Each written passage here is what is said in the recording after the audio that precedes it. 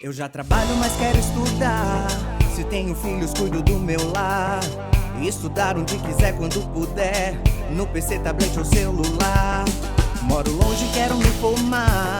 A hora que eu tenho é depois de almoçar.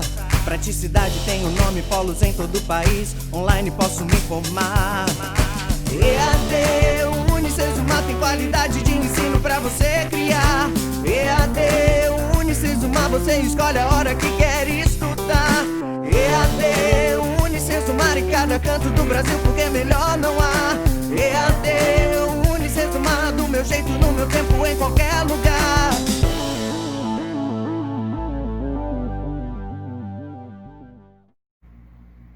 Olá, senhores alunos, senhoras alunas, sejam muito bem-vindos. Eu sou o professor Felipe Pereira de Mello e daremos continuidade nas nossas aulas de gestão de segurança privada.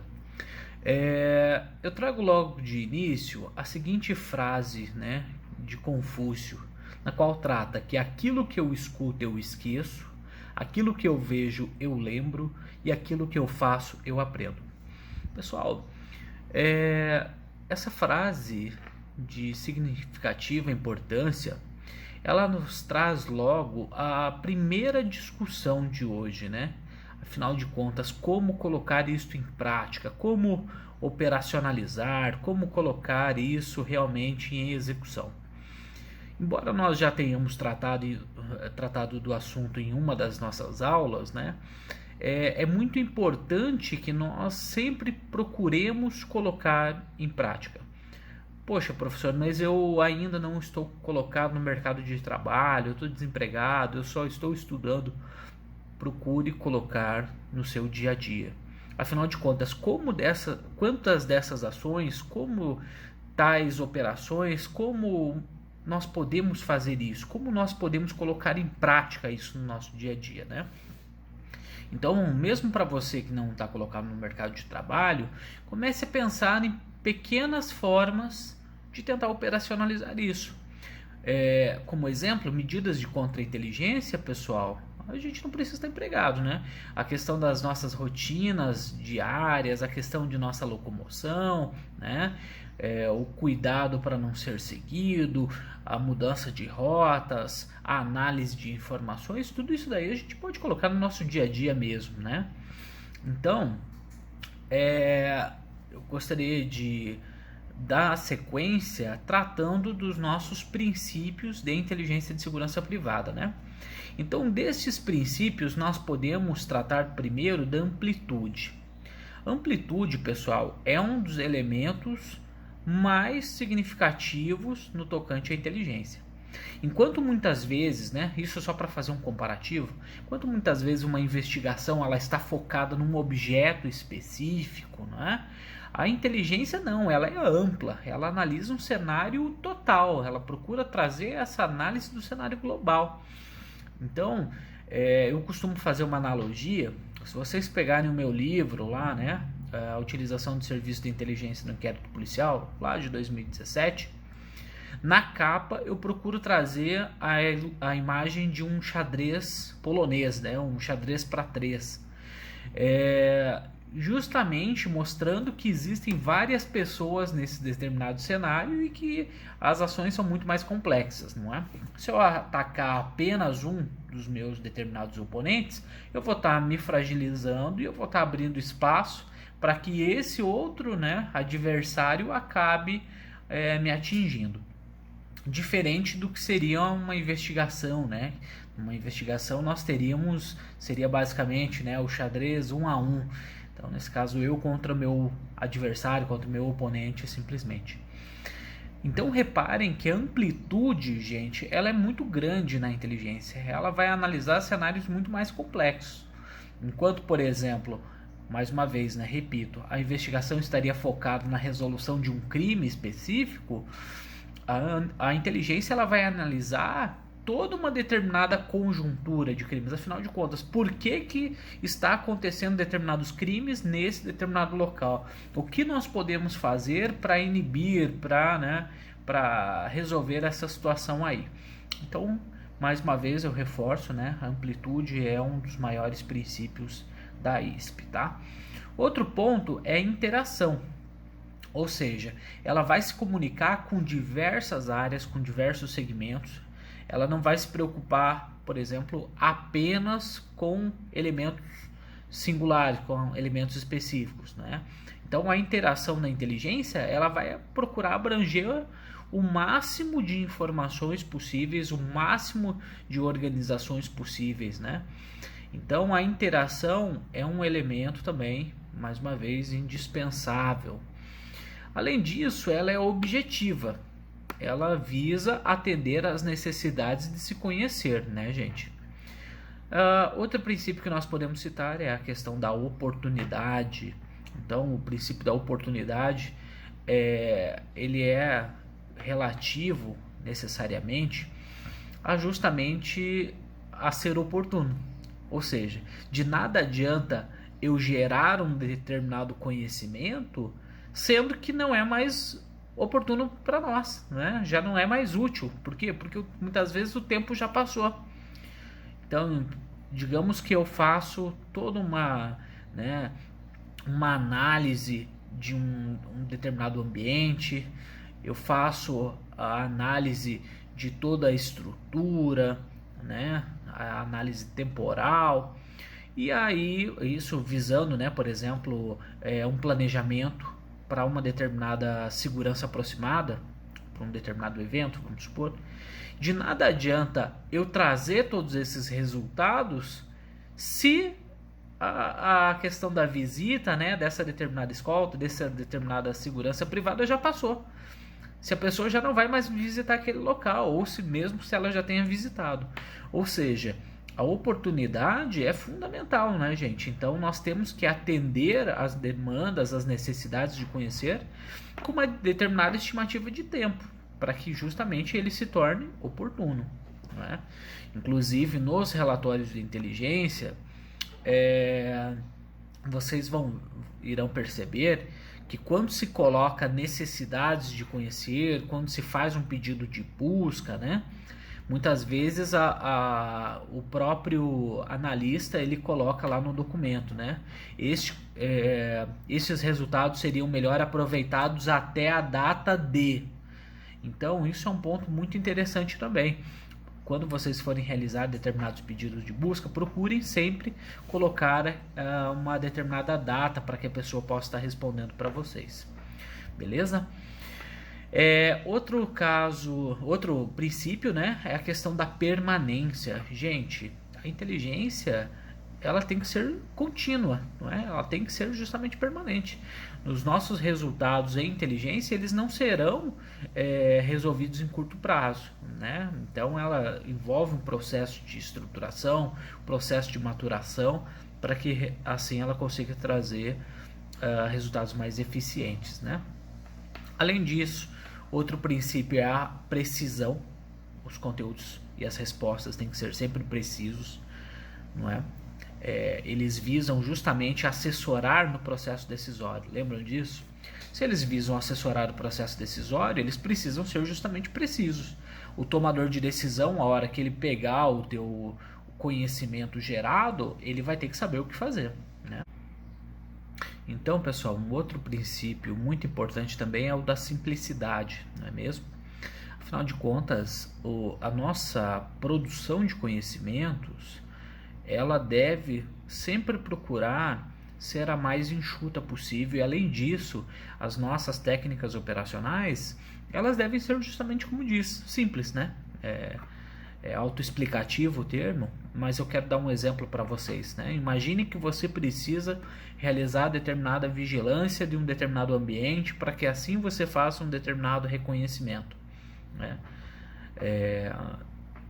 Imagine no caso, eu vou realizar esse determinado reconhecimento, para isso eu vou utilizar a história cobertura de que eu sou um pipoqueiro, e aí no caso eu vou ter que alugar um carrinho de pipoca, eu vou ter que calcular o preço da pipoca que eu irei vender, aonde irei posicionar, se eu terei que pagar taxas para a prefeitura ou não, e afinal de contas quanto de material, quanto de insumos eu vou precisar para permanecer ali vendendo pipoca durante 2 horas do meu dia. Reparem, gente, toda essa determinada situação complexa, né, ela vai trazer muito mais prejuízos para a sua forma de obtenção de conhecimento do que necessariamente se a gente pensasse de uma forma mais simplificada, não é mesmo?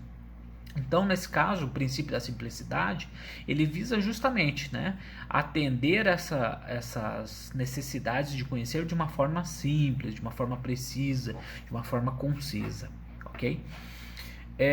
Outro ponto que nós temos que ter claro, né, é o princípio da imparcialidade.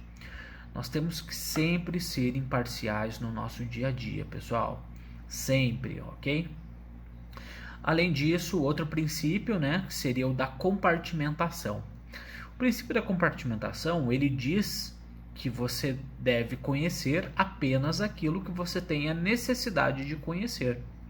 Entende? Então, por exemplo, determinados tipos de conhecimento, eles irão atender apenas a determinadas pessoas. Se nós falamos, por exemplo, numa questão de planejamento estratégico voltado, né, a ações, por exemplo, de benchmarking. Afinal de contas, quem tem a necessidade de conhecer isso?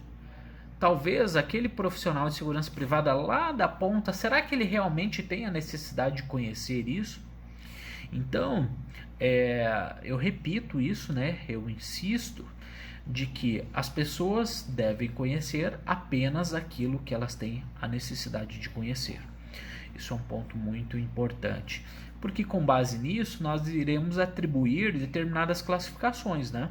Então, determinados documentos, eles serão de livre acesso. Outros documentos, eles terão a característica de reservado, enfim. Tudo vai depender de como a organização de vocês estruturou isso. Mas dessa forma, então, as pessoas irão ter acesso a níveis de conhecimento, né, gente? Além dessa questão de compartimentação, nós temos a questão de estruturação de segurança em setores, né? Então, por exemplo, determinado espaço, somente pessoas que possuem determinada credencial terão acesso. Não é? Isso se trata de uma compartimentação. Justamente por quê? Porque a característica daquele determinado ambiente, porque as possibilidades de se obter determinados conhecimentos, elas são sensíveis para a organização. Tá ok?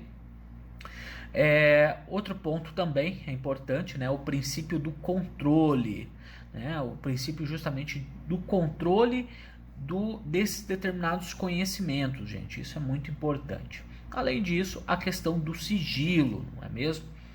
O sigilo é outro princípio indispensável para a atividade de ISP. Então, o sigilo necessariamente seria justamente a pessoa guardar esse determinado conhecimento sensível, né? Ela não vazar todas essas informações, esses determinados conhecimentos que possam comprometer a determinada organização. E aí, na questão do sigilo, um ponto que nós devemos sempre considerar é a questão de você assinar, né, um termo, né, um termo de confidencialidade. Isso é muito bacana, isso é muito legal, justamente tratando nesse termo que a pessoa deve manter sigilo sobre tudo que ela ver, ouvir, que ela ler, enfim, justamente devido à importância desses determinados conhecimentos classificados, desses determinados conhecimentos sensíveis que a organização possui, tá? Dando continuidade, então, se tratando da parte de operacionalização em si, nós falamos, né, no decorrer das nossas aulas sobre essa importância da inteligência de segurança privada. Nós avaliamos que a inteligência ela tem um papel fundamental justamente na estruturação desse setor de inteligência, né, que visa justamente produzir conhecimentos úteis, oportunos e assessoráveis à tomada de decisão, né? Isso traz um impacto profundo na organização, trazendo inúmeros resultados e sendo muito mais efetiva e eficaz. Quando a gente fala ainda sobre estruturação, pessoal, é importante que nós tenhamos a definição das nossas missões, visões e valores na organização. Afinal de contas, qual é a nossa missão? O que a gente procura fazer, o que a gente quer fazer, como nós estamos estruturados, quais os nossos objetivos, né? Como a gente analisa isso para o futuro, como nós analisamos o impacto da organização em toda a estrutura, né? Quais os nossos valores, nós estamos seguindo princípios éticos, legais, morais e assim sucessivamente, né? A definição da missão, visão e valores vai ser indispensável para que a gente possa realizar nosso planejamento estratégico, nosso planejamento tático, nosso planejamento operacional, certo, pessoal? Então, quando nós falamos sobre missão, visão e valores e sobre a importância da inteligência de segurança privada, o primeiro ponto para nós estarmos institucionalizando é justamente estar convencendo, né, o corpo gestor da organização de que isso é importante. Então, como é que a gente faz isso, professor? Basicamente, nós criamos um projeto, né? Nós podemos apresentar esse projeto para o corpo de gestores, demonstrando como isso é importante e como isso pode trazer muitos resultados para eles, né? Lembrando que o fato de você estar institucionalizando a inteligência e segurança privada na organização, ele faz com que haja uma eliminação de barreiras. Como assim? A eliminação de barreiras acontece porque muitas vezes grupos, né, dentro dessa organização, setores específicos, eles acabam não querendo passar conhecimentos, querendo não passar informações. Mas quando isso está institucionalizado, inclusive, né, tornando como uma determinada obrigação esse compartilhamento de informações e conhecimentos, isso fica muito mais fácil. Olha, nós temos aqui no regimento, aqui ele está tratando que você tem que fornecer essas informações e conhecimentos para nós. Então isso acaba eliminando muitas barreiras, né? Além do que a própria captação de recursos, para que a gente possa estar melhorando a questão da capacitação, para que nós estejamos melhorando o processo de busca de conhecimentos, né? De busca de informações, de coletas, enfim. Então, essa conscientização dos gestores, pessoal, ela deve ser o primeiro passo para que se seja efetivo justamente na institucionalização da inteligência de segurança privada, tá? Além disso, nós podemos dizer sobre a capacitação da estrutura, tá? Então, nós temos que realizar uma capacitação geral para esses determinados servidores, né, para esses colaboradores dessa organização.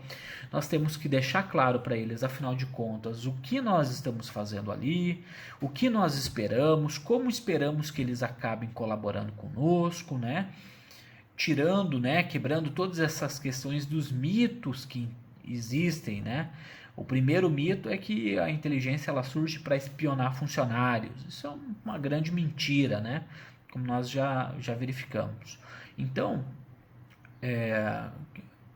justamente essa capacitação ela visa eliminar esses paradigmas, né? Outro ponto que é muito comum, principalmente no serviço público, é que inteligência é atividade de corregedoria, que ela está ali para punir funcionários, né? Para punir maus colaboradores. Isso é uma outra falácia, uma outra mentira, né? Embora a inteligência ela possa auxiliar na questão dos recursos humanos, não é? Ela não visa justamente ser uma questão de espionagem. Isso é muito importante, ok? Outro ponto é a questão de que inteligência ela é algo isolado. Isso é outro grande problema, né? Como nós sempre falamos, inteligência não se faz sozinho, pessoal.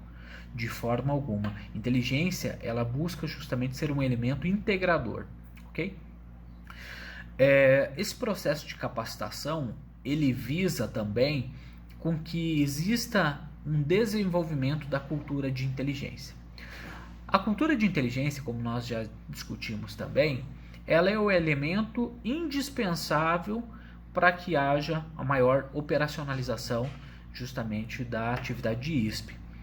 Porque de nada adianta eu realizar a conscientização muitas vezes desse determinado colaborador, olha, Você sempre precisa trancar a porta, fechar as gavetas, não deixar documentos, né, com conhecimentos classificados sobre a mesa. De nada adianta eu simplesmente conscientizar se ele realmente não entender que aquilo é importante. Ele precisa entender que aquelas determinadas ações são fundamentais para a manutenção da organização.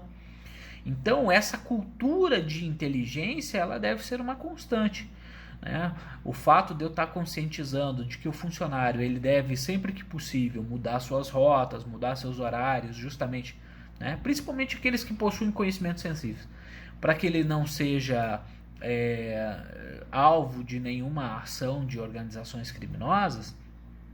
Se ele não realmente ele não entender que isso é algo para o seu bem, que isso vai justamente favorecer que ele se sinta mais protegido, não é? Que essas ações elas visam ser proativas. Se ele não entender isso, pessoal, de nada vai adiantar apenas a conscientização, não é? Ou melhor, a capacitação desse determinado funcionário. Então precisa ficar claro que que essa determinada cultura de inteligência ela esteja enraizada em todos os ramos da organização, tá? Seja do mais alto cargo executivo até a pessoa que está lá na base.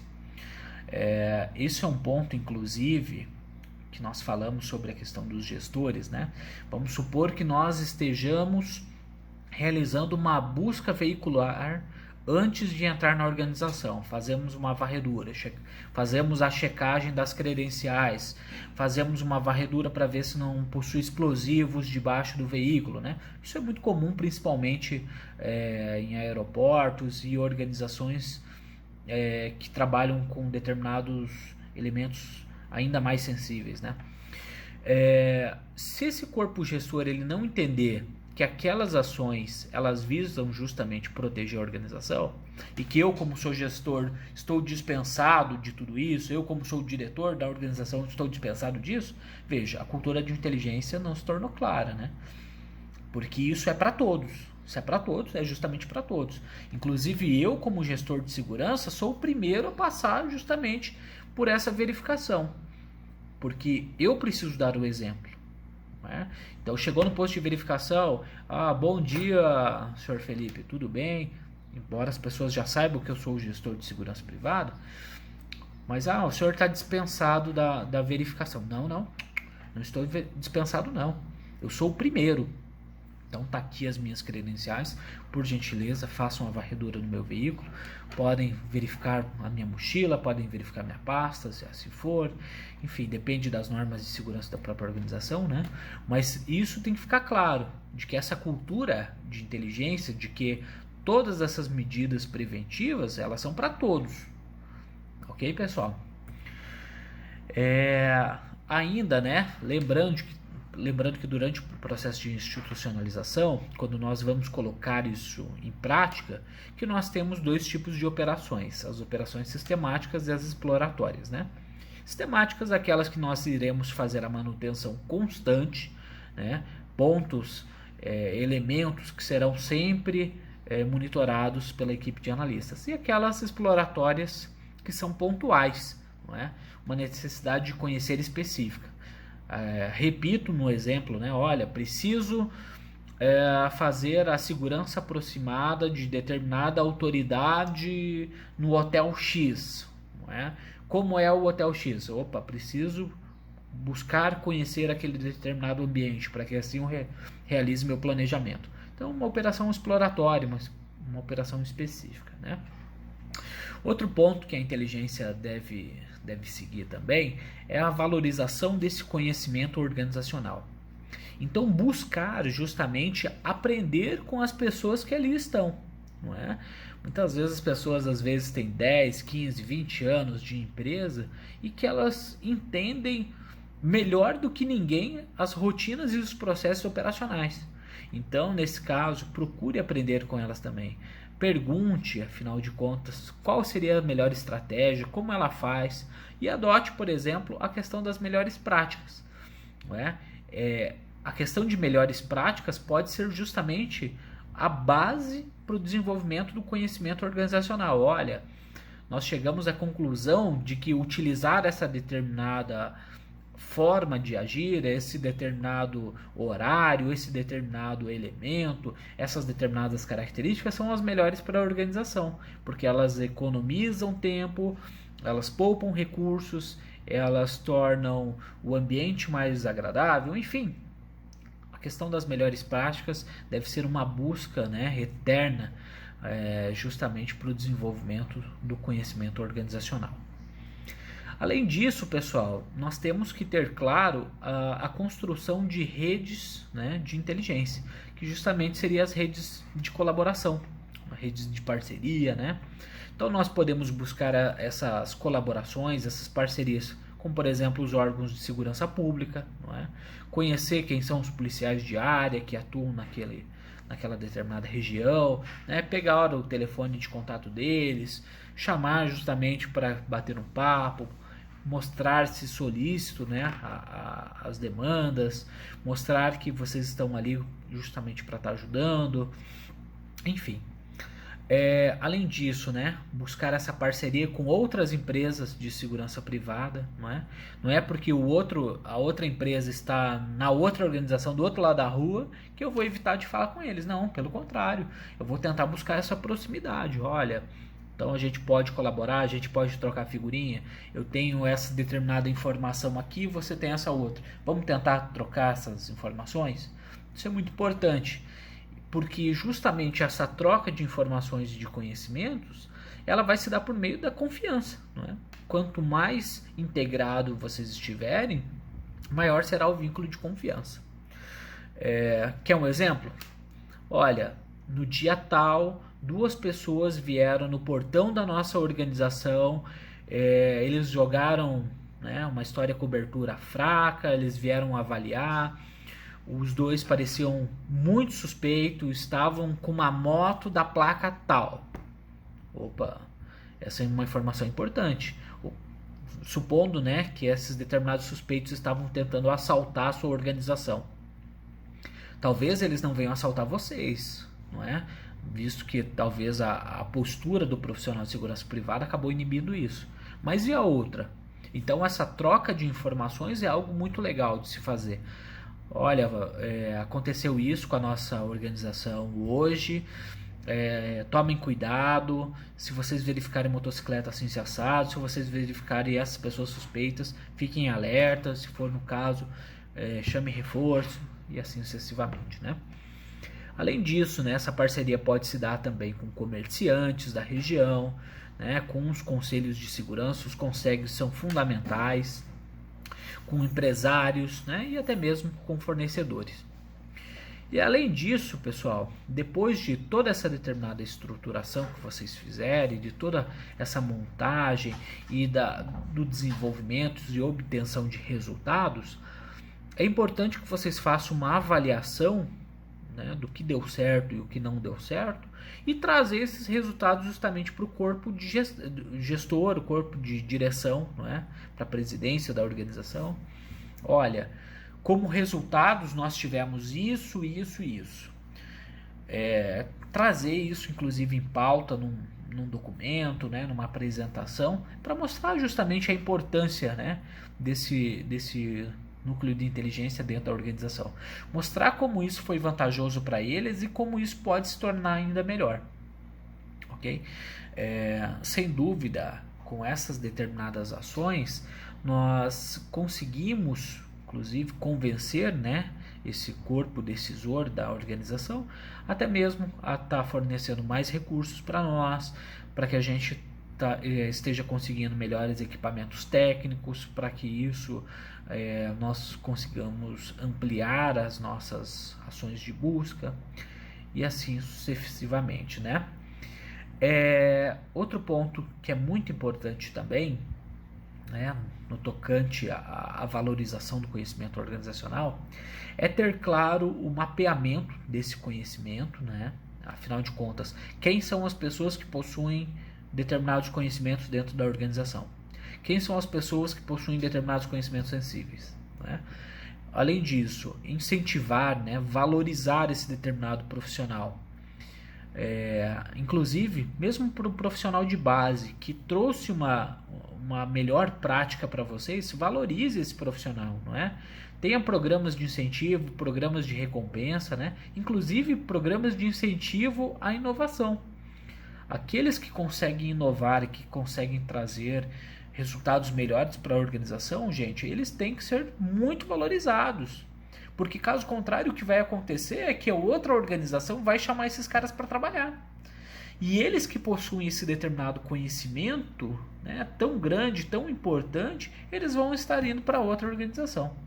Então valorize, né, os seus colaboradores, os seus funcionários, valorizem essas pessoas que possuem esse determinado conhecimento e justamente incentive esse processo de inovação.